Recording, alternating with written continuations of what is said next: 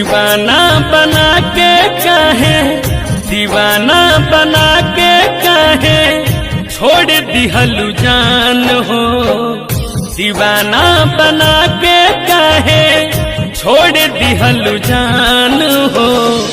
जान जान कह के मुँह मोड़ लिहलु जान हो।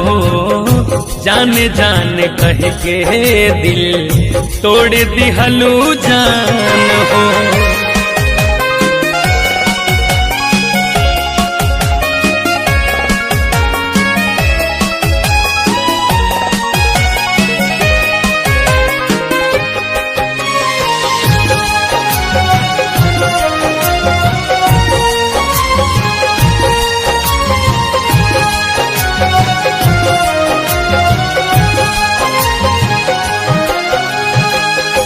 दे दिहलु दिल में हमारा गहरा जखम।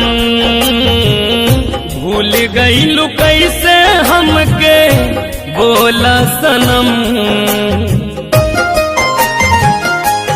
ओ दे दिहलु दिल में हमारा गहरा जखम।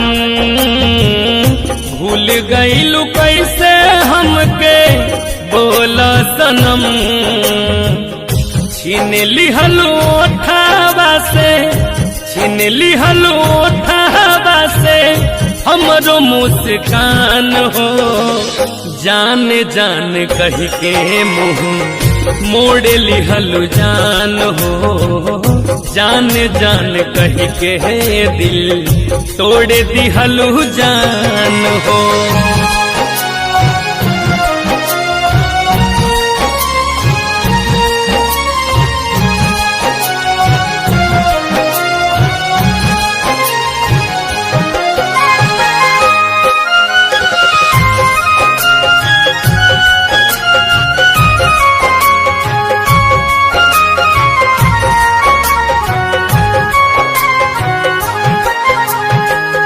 भूल नहीं पहे बिपिन दिहलु तू गम।